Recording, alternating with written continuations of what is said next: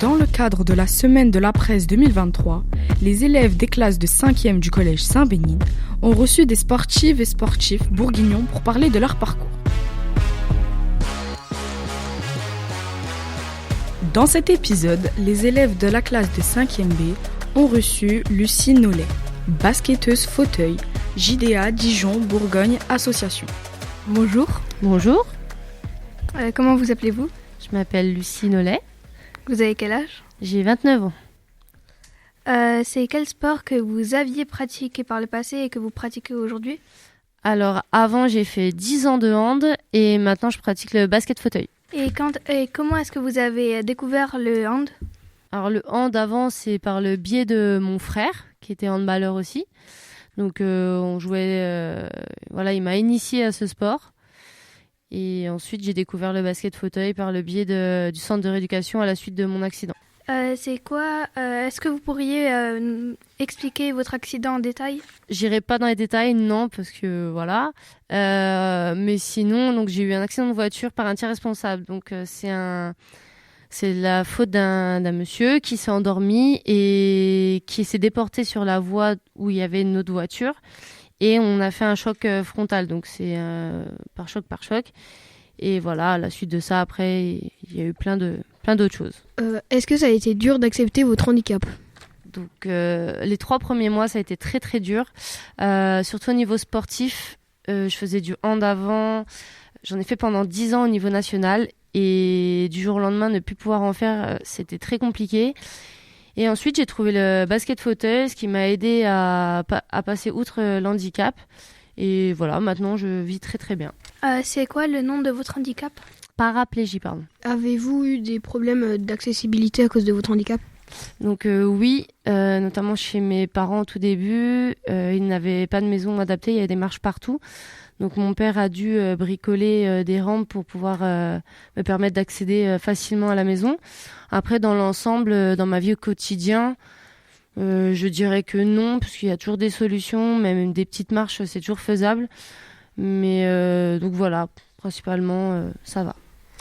Avez-vous des avantages et des inconvénients dans la vie du quotidien ? Avantages, à part ne pas faire la queue, être prioritaire pour passer au supermarché ou voilà dans les files, dans les parcs d'attractions, j'en vois pas trop. Après, des inconvénients, par manque d'accessibilité, parfois dans les lieux où qui ne sont pas accessibles. Oui, si je suis toute seule, ça va être compliqué, mais sinon ça va. Avez-vous pensé à arrêter le sport après votre accident ? Pas du tout. C'était ma priorité. Il fallait que je refasse du sport. J'ai toujours fait du sport depuis toute petite, donc vraiment pas. À quel âge avez-vous subi l'accident de voiture qui a causé votre handicap ? Alors j'avais 21 ans. Ça fait 8 ans. Comment avez-vous vécu vos 3 semaines d'hospitalisation ? Mais 3 semaines ? Oui. Je suis restée hospitalisée. J'ai fait 1 an et demi. 1 an et demi d'hospitalisation. Je les ai vécues... Les premières semaines. Au début, c'était difficile. Après, on rencontre plein de personnes aussi. On fait des nouvelles rencontres. Et ça permet aussi d'ouvrir un peu les yeux et de voir, la chance que j'ai dans mon malheur au final. Et on se rend compte de beaucoup, beaucoup de choses et on voit la vie autrement. Donc, c'était une partie de ma vie. Je la regrette pas non plus. J'ai appris de belles choses, j'ai fait de belles rencontres, donc voilà. Comment vous vivez dans la vie de tous les jours avec cet handicap ? Dans ma vie de tous les jours, je veux savoir si j'ai mon appartement. J'ai mon appartement qui est adapté, j'ai ma voiture, je vis normalement, je vais faire mes courses. Je fais tout comme vous, sauf que mon appartement est adapté pour que je puisse me déplacer. Ma voiture est adaptée aussi au volant. Donc après, je fais tout comme vous, exactement de la même manière. Est-ce que vous avez des aides par rapport à votre handicap ? Des aides, oui, financiers. On a l'AAH, c'est l'allocation adulte handicapé, c'est ce qui nous permet de vivre. Donc moi, en complément, du coup, j'ai mon salaire lié à mon domaine professionnel. Ensuite, on peut avoir des aides aussi pour l'achat des matériaux, donc par exemple les fauteuils. Et il y a la MDPH qui peut nous aider à le financer, parce qu'un fauteuil, ça coûte très cher, ça coûte pas loin des 6 000 euros. Donc pour le financer, c'est très compliqué tout seul. Donc généralement, on a beaucoup d'aides sur ça, sur la mutuelle aussi. Comment vivez-vous votre handicap ? Eh ben, je le vis plutôt bien. C'est pas une contrainte pour moi, ça va. Je le vis bien, j'arrive à m'adapter partout. Maintenant, ça fait 8 ans, donc ça commence à faire un peu long. Donc non, moi ça va. Avez-vous été victime de d'harcèlement à cause de votre handicap ou de moquerie ? Harcèlement, moquerie, non. Après, moi, j'ai toujours été dans le domaine professionnel, donc c'est un monde un peu plus adulte. Par contre, oui, le regard des gens dans la rue, regarde comment elle fait, nanana, c'est oui, beaucoup. Au tout début. Après, maintenant, à l'heure actuelle, je fais même plus attention. Quel est le handicap des différentes personnes de votre équipe ? Oui, il y a de tout. Il y a handicap moteur comme moi, paraplégie. Il y a des handicaps neuro, donc ce qui touche un peu plus la concentration. Après, il y a des amputés aussi. Il y a hémiplégie aussi, c'est quand on est paralysé que d'un côté. Et voilà, principalement, c'est les handicaps qu'il y a. Si vous pouviez renaître, vous renaîtrez sachant qu'il y aura cet accident, ou vous renaîtrez sans qu'il y ait cet accident de votre vie ? Ah, tu me poses une colle là quand même. Hein. Là, on va dire que dans ma vie actuelle, je suis très très heureuse. Je profite beaucoup plus qu'avant, je me prive de moins de choses. Même si je regrette pas ma vie d'avant, pour moi, je suis très bien. Même si voilà, le fauteuil, c'est juste en fait c'est même pas une contrainte, c'est un objet qu'on m'a rajouté. Derrière, je sais pas, je serais tentée de dire je suis bien dans ma vie actuelle, donc peut-être que je reviendrai pas en arrière. Est-ce que vous prenez des traitements spéciaux pour votre paraplégie ? Oui, nous on appelle ça de la spasticité. C'est des contractions involontaires des muscles qui ne fonctionnent plus. C'est un peu comme quand vous avez une crampe. Nous, ça va être souvent, tout le temps. Donc, pour traiter ça, on va avoir des cachets. Ou alors, on va aussi faire, c'est un peu plus barbare, mais des injections. Donc, moi, principalement, c'est mes mollets. Ça va être des injections de toxines botuliques. Vous savez, c'est les choses qu'on met, que les stars mettent pour grossir les lèvres. Ou, voilà. Nous, on va mettre ça dans les muscles pour réduire cette spasticité et permettre à ce que le muscle soit plus tendre. Et après, non, après, j'ai pas d'autres cachets spécifiques. J'ai aussi beaucoup de kinésithérapie. Je vois une kiné 2 fois par semaine pour qu'elle me mobilise les jambes et me permettre de garder une souplesse sur mes jambes inférieures. Est-ce que vous avez changé d'habitude après votre accident ? En gros, vous dormez par exemple plus tôt ou plus tard ? Vous mangez mieux ou moins ? Non. Non, j'ai rien changé. Ma vie s'est adaptée autrement. Peut-être que oui, je mange mieux. Je mange plus équilibré parce que après j'ai une pratique sportive qui est plus fréquente qu'avant. Mais sinon, sur tout le reste, non, je n'ai rien changé. Est-ce que vous avez, durant votre accident de voiture, par exemple, il y avait quelqu'un dans votre voiture qui a été blessé aussi, vous avez cogné une voiture qui du coup, la personne qui était dans cette voiture, oui. Elle a été Alors, blessée. la voiture d'en face, en fait, l'accident n'est pas de notre fait à nous. La voiture d'en face, il y avait 2 personnes et nous, dans notre voiture, on était 3. Dans la voiture d'en face, il y a uniquement une personne qui a été blessée. Nous, les 3, on a été gravement blessés. J'irai pas dans les détails, mais voilà, il y a eu quand même beaucoup, beaucoup de dégâts. Qui a été le plus là pour vous lorsque vous avez eu votre accident ? Tout le monde a été là, ma famille, mes amis. Après, j'ai envie de dire, c'est moi qui ai été plus là pour eux que eux pour moi. Faut savoir que quand on a un accident ou quelque chose qui nous arrive soudainement, c'est souvent plus facile à vivre pour la personne qui a vécu la chose que pour l'entourage. Donc souvent, c'est plutôt nous qui aidons l'entourage et derrière, après, c'est c'est un fecundateur, mais ils étaient quand même très très présents, ils m'ont beaucoup aidé, voilà, ils m'ont aidé, enfin, ils m'emmenaient, ils me sortaient du centre de rééducation, on sortait, on allait au cinéma, voilà, je continuais à faire des choses comme je faisais avant. Avez-vous participé à des manifestations pour valoriser justement le sport pour les handicapés?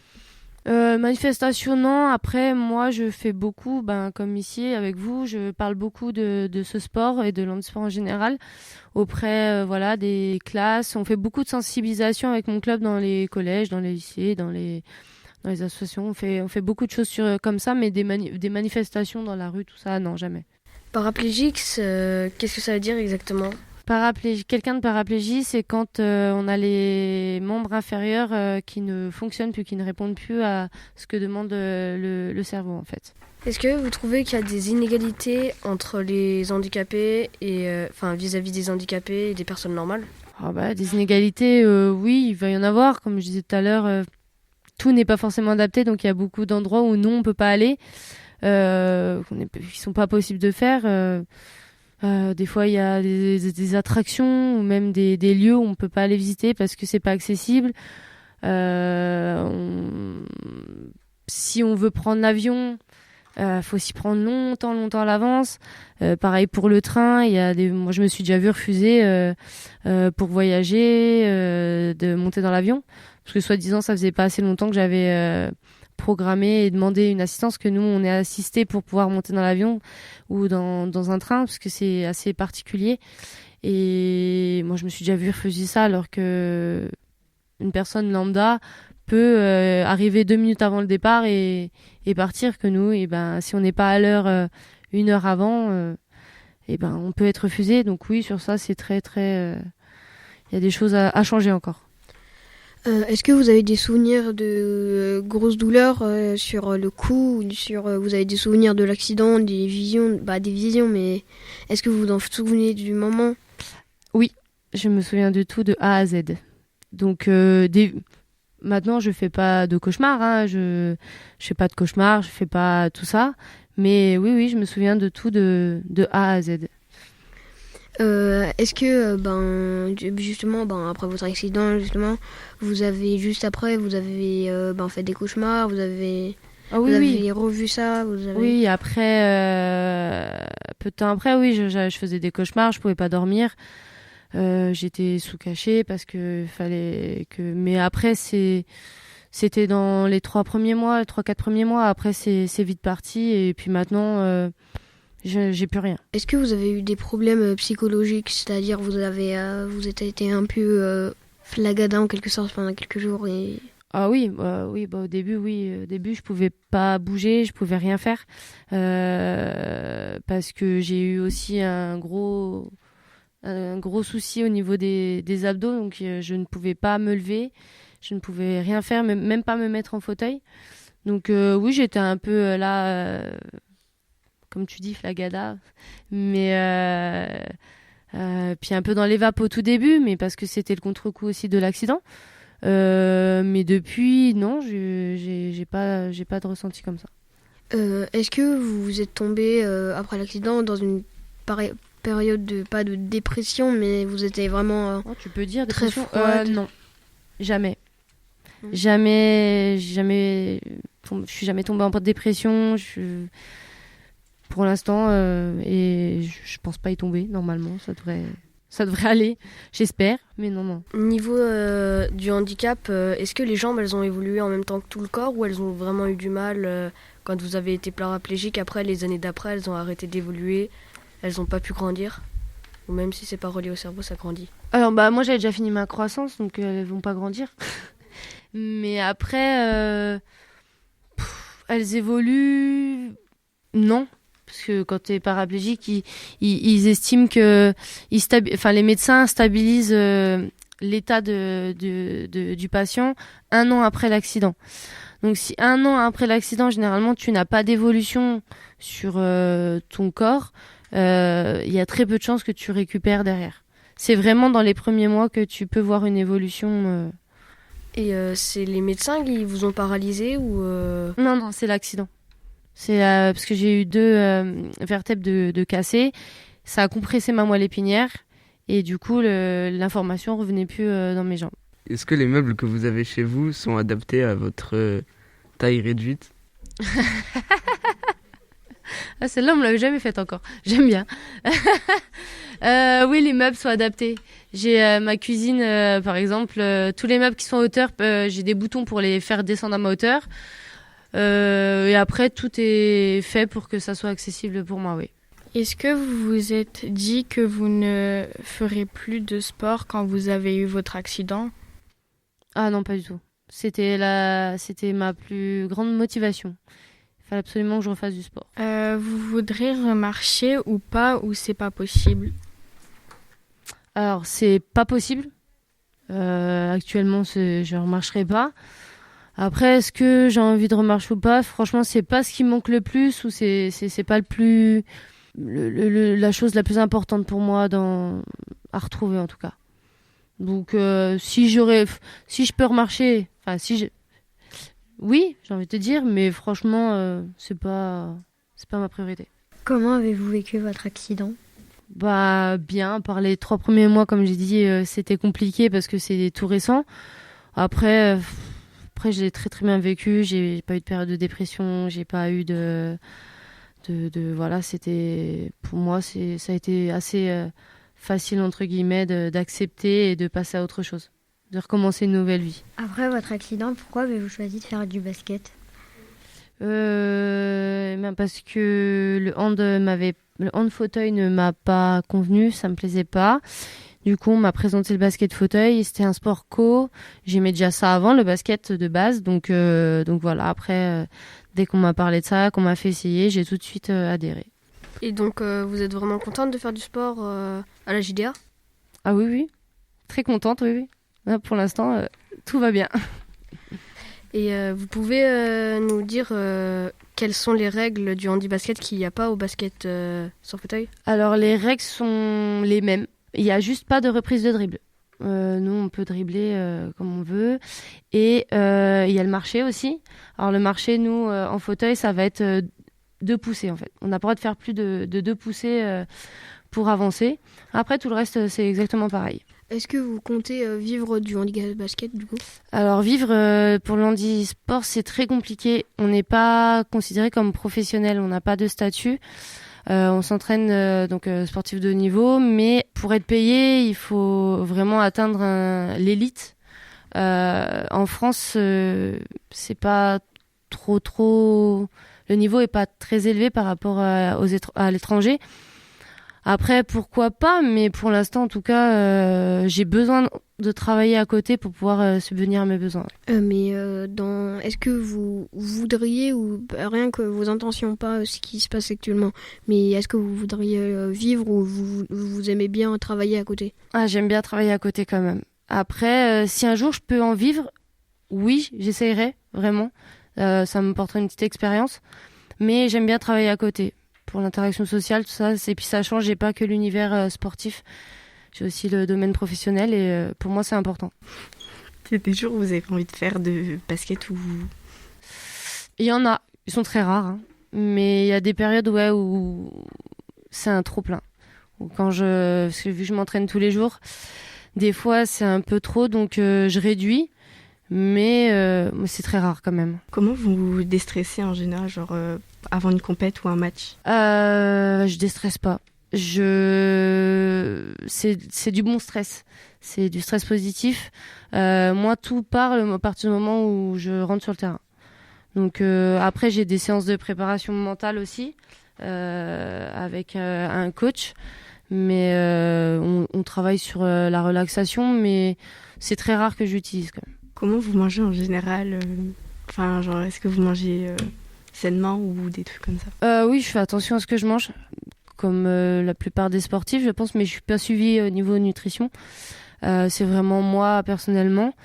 Donc j'essaie de faire attention. Après, je fais des petits écarts de temps en temps, mais généralement, non, j'ai une alimentation assez équilibrée. Si vous n'auriez pas fait du basket, vous auriez fait quoi?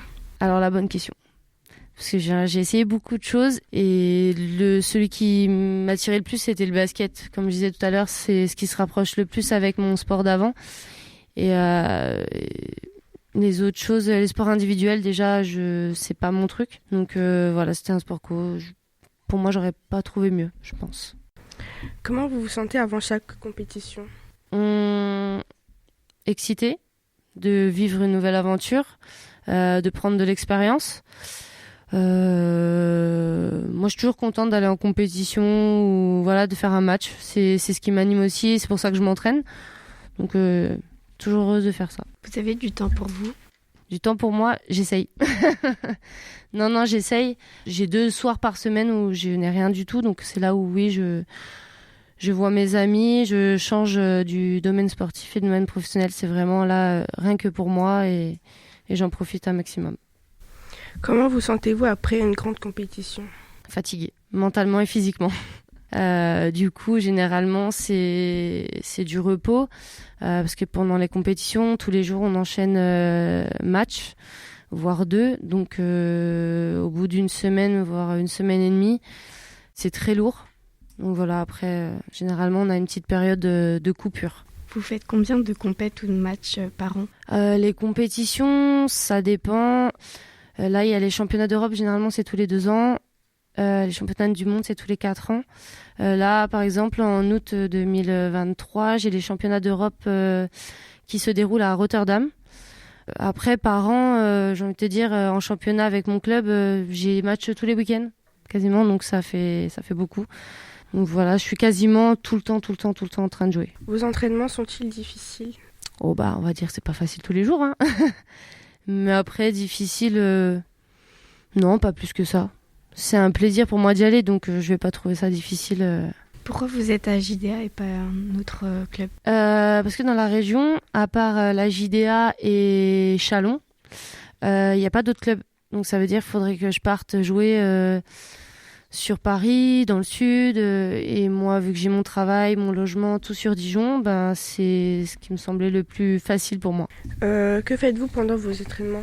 On fait de tout, on fait beaucoup de travail individuel, on fait des fondamentaux pour tout ce qui est maniement de fauteuil, ballon, et puis après on fait de l'opposition aussi. Est-ce que vous avez une activité au quotidien ou en dehors de votre vie professionnelle ? Je sais pas si sortir avec mes amis ça compte, mais à part ça, non, j'ai une vie, voilà, je fais mon quotidien. D'autres sports, non, je fais pas d'autres sports.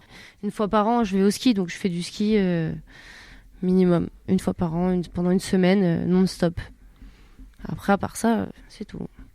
Je fais du parapente, du parachute. J'aime bien tout ce qui est extrême. Vous avez des vacances ? Pas trop, à part l'été. Parce que toute l'année, sinon j'ai des stages. J'ai des stages quasiment tous les mois.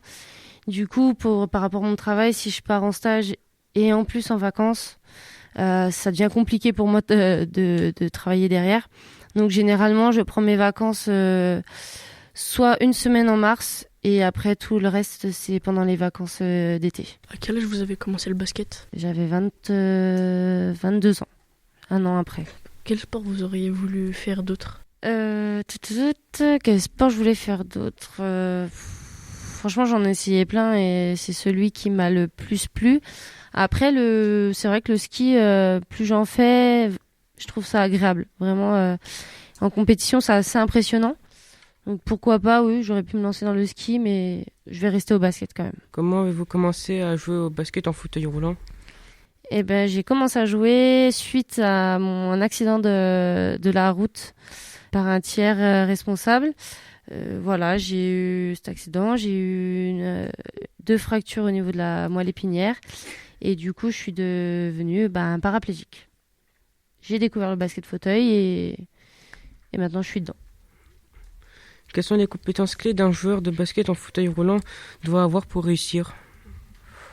La détermination, la persévérance et surtout moi, je pars du principe que quand on prend du plaisir à faire ce qu'on aime, derrière, on peut que progresser. Et après, si vraiment on a envie d'atteindre le haut niveau, on s'entraîne pour. C'est ce que je fais. Donc, normalement, je pense qu'avec ça, tu peux aller très loin. Comment votre handicap a-t-il influencé votre parcours sportif ? Alors, je sais pas si ça va répondre à la question, mais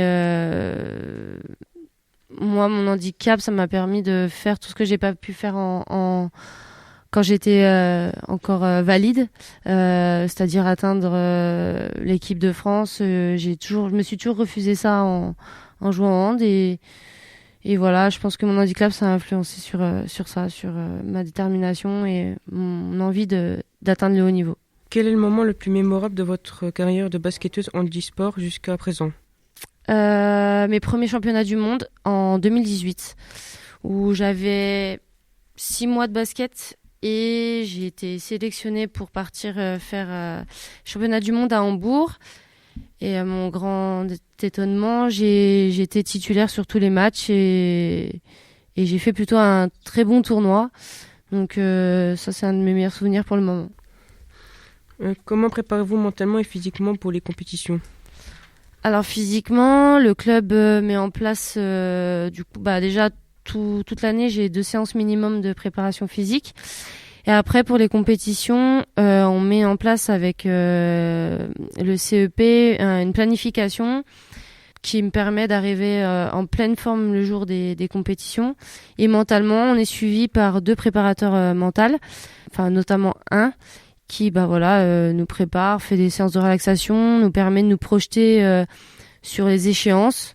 Comment voyez-vous l'avenir du sport adapté, en particulier du basket en fauteuil roulant ? L'avenir, j'espère qu'il sera positif. Après, je pense que le handisport est de plus en plus médiatisé, donc de plus en plus connu de tout le monde. Donc je pense que c'est quand même en de bonne voie, même si c'est encore très peu. Ça va dans le bon sens, on va dire. Comment gérez-vous la pression et le stress avant et pendant les matchs importants ? Je le gère soit par les méthodes de relaxation que j'utilise, mais c'est rare quand même. Sinon, moi, comme j'ai dit tout à l'heure, le stress s'en va dès que je rentre sur le terrain. Donc, pour l'instant, je n'ai pas trop à gérer ça. Quels sont vos objectifs pour l'avenir de votre carrière de basketteuse handisport ? Comme tout sportif, être la meilleure à mon poste et dans ma catégorie. Après, moi, je vais atteindre le haut niveau. Si je peux partir à l'étranger un jour, je partirai. Pour l'instant, je suis encore en formation. J'apprends toujours. Ça fait que 4 ans que j'en fais réellement en compétition. Donc, j'ai encore beaucoup de choses à apprendre. Pour l'instant, c'est formation et faire ma place petit à petit dans l'équipe de l'HDA. Comment le basket en fauteuil roulant a-t-il changé votre vie ? Il a changé ma vie. Il m'a permis d'accepter plus rapidement, je pense, mon handicap. Et ensuite, il m'a redonné le goût à refaire du sport aussi. C'était le plus important. Donc, il n'y a eu que du positif. Allez-vous participer aux Jeux Olympiques 2024 ? Peut-être. Si on se qualifie par le TQP, oui. Mais si on se qualifie pas, non. Mais ça, c'est à voir. C'est un des objectifs. TQP, c'est le tournoi qualificatif paralympique. C'est comme le TQO, c'est le tournoi qualificatif olympique. C'est la rencontre entre plusieurs nations qui, suivant le classement, après, t'es qualifié ou pas pour les Jeux. Avez-vous déjà gagné des matchs ? Si oui, lesquels ? Oui, on en a déjà gagné. L'année dernière, on a failli finir champion de France de National B, qui est actuellement maintenant la National 1. Après lesquels, on a déjà gagné contre nos voisins chalonnais. Après, pour te dire exactement, il y en a eu pas mal, donc je pourrais pas tous les citer, mais on en a gagné. Avez-vous déjà participé aux Jeux Olympiques ou à une compétition mondiale ? Alors, Jeux Olympiques, non. Donc, du coup, c'est plutôt Jeux Paralympiques pour nous. Après, j'ai fait un championnat du monde et 2 championnats d'Europe. Quel est votre objectif ? En gros, soit devenir connu, vous voulez devenir riche grâce au sport, vous voulez devenir la meilleure, juste pour le plaisir ? Alors moi, je voudrais être la meilleure, mais tout en continuant de prendre plaisir à faire ce que je fais. Après, riche, franchement, non. Connu, si je ne suis pas, c'est pas grave. Non, je veux juste continuer à prendre plaisir à faire le sport que j'aime et c'est tout. Est-ce que vous avez une célébration quand vous mettez un panier ? Est-ce que vous avez une... Non, je célèbre pas quand je marque de panier ou quoi. Je reste dans mon match et j'ai changement de statut attaque-défense et c'est tout. Je ne célèbre pas du tout les paniers. On a vu tout à l'heure, on a dit que vous faisiez du ski, mais comment vous faites pour monter les pentes ? Il y a quelque chose de spécial ou vous prenez les parapentes comme nous ? Pour monter les pistes, on les télésièges et les tire-fesses. Exactement pareil, sauf que c'est adapté pour que nous on puisse les prendre. Donc non, c'est exactement comme... Et les skis ils sont collés au fauteuil roulant ou Alors, par exemple, le télésiège, si tu veux, donc on est dans une coque, donc, avec un ski en dessous. Et entre le ski et la coque, il y a un petit loquet que tu défais qui permet à ce que la coque se détache du ski. Donc en fait, tu te retrouves debout, comme si tu étais debout. Tu t'appuies sur On a des stabilos, c'est ce qui nous permet de tourner avec les mains. On s'appuie dessus et en fait, le télésiège vient juste se mettre en dessous. Et après, on s'assoit. Et pour sortir, c'est pareil, on s'appuie et puis on sort comme ça. Mais généralement, on est aidé par soit un moniteur, parce que moi actuellement je prends encore des cours, soit par quelqu'un de la famille ou voilà, quelqu'un qui peut t'aider à te mettre. Et pour le tire-fesse, on a une corde qui est devant la coque qu'on attache au tire-fesse. Et après, on a juste à la tirer, puis ça détache et après on part... Voilà, tout simplement. Est-ce que vous, si le handi-basket, vous pouvez plus en faire, vous feriez quel sport ? Je ne sais pas. Mais alors là, tu me poses une colle parce que je ne sais pas quel sport je pourrais faire derrière. Si j'ai plus le basket, là, je peux tomber en dépression. Mais non, je sais pas. J'essaierai autre chose, mais je pense peut-être que j'irai dans les sports un peu extrêmes. Parachute, tout ça, ça me plaît. Mais pour le parachute, vous êtes toujours en fauteuil roulant et le fauteuil roulant, il s'envole avec vous ou... Alors, moi, pour le peu que j'ai fait... Non, mais c'est une bonne question, hein, c'est vrai. Pour les fois où j'ai fait, si j'étais avec quelqu'un, je sautais pas toute seule. Oui. Donc, je n'avais pas mon fauteuil avec moi. Après, il y a des systèmes qui permettent de relever les jambes, de relever nos jambes. Ouais, voilà, qui permettent de relever nos jambes pour que en fait l'atterrissage, c'est uniquement le moniteur qui le fait. Après, non, généralement, je pense pas qu'on saute avec le fauteuil. Enfin, moi, j'en ai jamais vu pour l'instant. Et vous sautez d'un avion ou vous sautez... Ouais, d'un avion. Ah, ok. Oui, d'un avion. Quand vous avez commencé, vous avez pas fait peur ou... Ah non, j'ai toujours rêvé de faire ça. Déjà en tant que valide, alors là, dès que j'ai pu le faire, je l'ai fait directement. Hein. Non. Puis si je peux le refaire, je vais le refaire. Hein. Est-ce que vous trouvez que le handi-basket, c'est plus physique que le handball ? Alors oui, parce que pour le coup, en handi, là, on va avoir que le haut pour pousser, pour shooter, que au hand, quand je jouais, j'avais tout mon corps. Mais là, oui, en handi, c'est un peu plus physique parce que c'est vraiment le haut du corps qui prend toutes les charges. Quelle est la différence avec un fauteuil roulant normal et celui avec les roues penchées ? La différence déjà, c'est que derrière, vous verrez, j'ai pas de roulette anti-bascule pour me permettre de faire du deux roues, monter les trottoirs, descendre les trottoirs.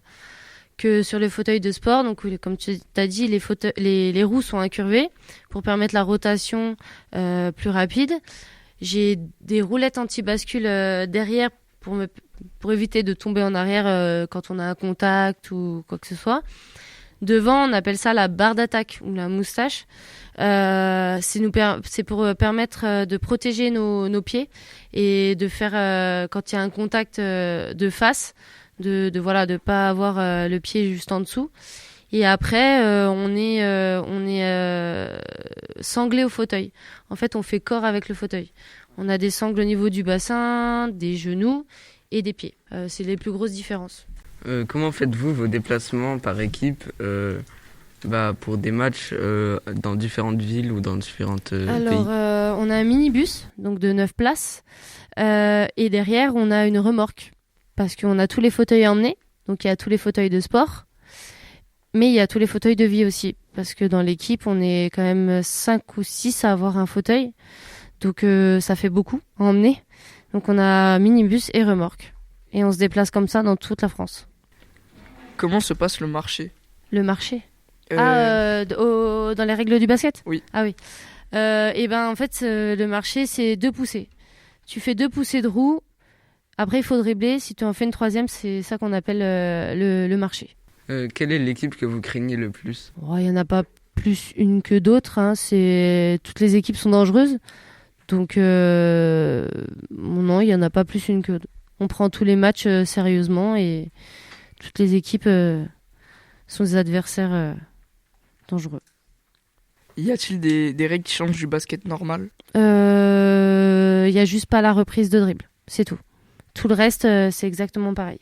Existe-t-il des fauteuils électriques pour le sport ? Oui, et pour le foot fauteuil par exemple. Le foot fauteuil, il y a une équipe au DFCO et en fait c'est des fauteuils électriques avec devant, c'est comme ça fait une grosse cage et c'est avec ça qu'en fait ils tapent dans le ballon. Ils ont un gros ballon et avec le fauteuil électrique après ils tournent, ils tapent dans le ballon et... Comment faites-vous vos dunks ? Ah bah alors là, j'aimerais bien savoir aussi. On peut pas. On peut pas dunker. Le panier, il est à la même hauteur que pour les valides. Donc dunker en fauteuil, c'est très très compliqué. Mais le jour où je trouve quelqu'un qui arrive, mais là non, je fais pas. Qui est ta coéquipière préférée ? J'en ai pas de préféré. C'est pas... On est tous le même enseigne. Après, là, à la JDA, on est dans l'équipe compétition, on est 3 filles. Et les 3, on est pareil, j'ai pas de préférence. Est-ce que dans le futur, vous allez changer de sport ? Bah non, j'ai pas envie. Pour l'instant, du moins. Peut-être que... Mais non, c'est pas prévu. Êtes-vous fière de votre niveau actuel ? Oui, oui. Je peux dire que je suis fière. Je suis fière de ce que j'ai pu faire... En 4 ans, j'ai beaucoup évolué, mais après, c'est pas terminé, hein, j'ai encore beaucoup à apprendre, donc je reste pas là-dessus. Est-ce que la hauteur des paniers change ? Non, c'est exactement la même. Du coup, vu que le panier il est à la même hauteur que nous debout, vous devez avoir plus de force que nous au bras et vos entraînements sont différents des nôtres. C'est pour ça qu'on se prépare aussi physiquement, c'est pour avoir de la force dans les bras parce que c'est les bras qui font tout, qui poussent, qui shootent, donc après plus de force. Non, je pense pas, ça doit être pareil, mais oui, nous toute la force qu'on n'a pas en bas, on doit la développer au-dessus. Est-ce que du coup il y a plus d'entraînements particuliers ? Non. Individuel, oui, parce que chaque joueur a un besoin différent. Après le reste c'est pareil. Êtes-vous déçu de vous après avoir perdu une compétition, un match ? Ah bah oui, on est toujours déçu, on peut toujours mieux faire. Hein.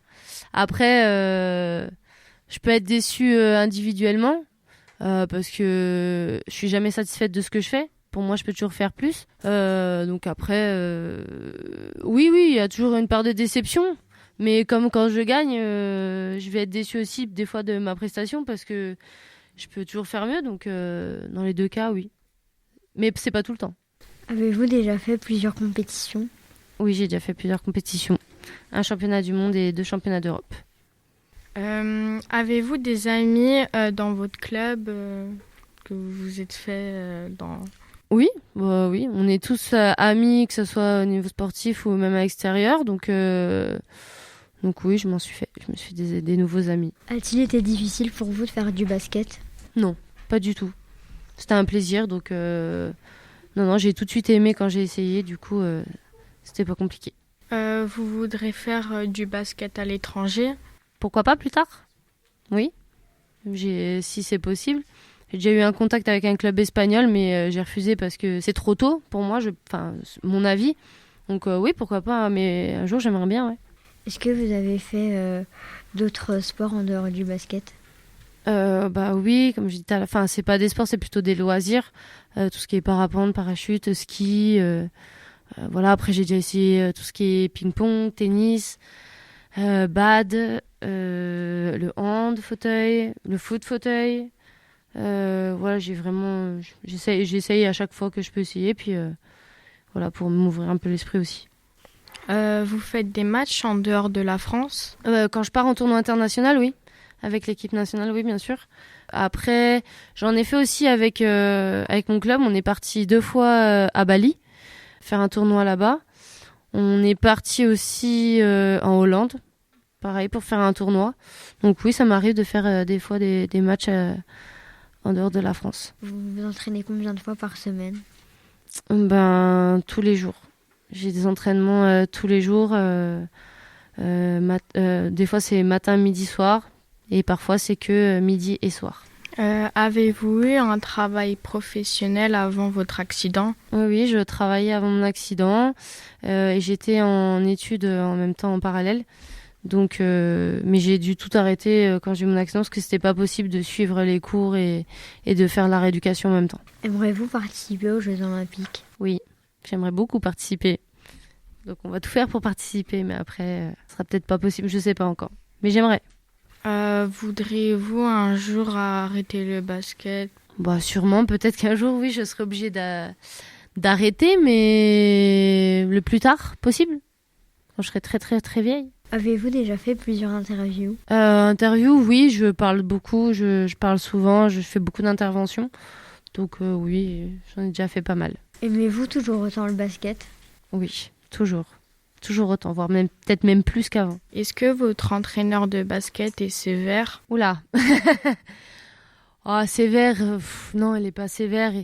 Il est très passionné, je pense. Il peut des fois être très dur, mais c'est pour nous pousser aussi très loin dans ce qu'on peut faire, pour nous pousser au plus haut niveau. Mais sévère, non, il nous tape pas. Non, mais oui, il peut être très dur parfois, mais c'est pour aussi nous pousser au plus haut niveau. Quel est votre conseil pour les jeunes joueurs qui aimeraient commencer à jouer au basket en fauteuil roulant ? Déjà, venir découvrir la discipline, je pense que c'est déjà la première chose. Et après, s'ils aiment, nous, il y a des valides qui jouent avec nous. Je dis, tout le monde peut jouer, en fait. C'est une discipline qui est mixte, qui a une mixité de genre. Donc, les garçons jouent avec les filles. Les jeunes comme les plus vieux. Donc, on peut avoir un enfant de 15 ans qui joue avec un adulte qui a plus de 50 ans. Donc, c'est toute la richesse de cette discipline. Voilà, moi je pense que tout le monde peut jouer, tout le monde peut venir découvrir. C'est une pratique assez ouverte et contrairement à ce qu'on pourrait croire, il y a beaucoup d'impact et c'est assez dynamique quoi. C'est beaucoup dynamique, c'est pas des petits handicapés qui jouent, ça tape vraiment. Si vous avez l'occasion de voir un match, je pense que vous serez surpris de ce que c'est en réalité. Merci à Lucie Nollet pour le temps précieux qu'elle nous a accordé. Retrouvez les autres interviews de notre mini-série sur le sport, sur les applications de podcast et sur saintbénil.fr.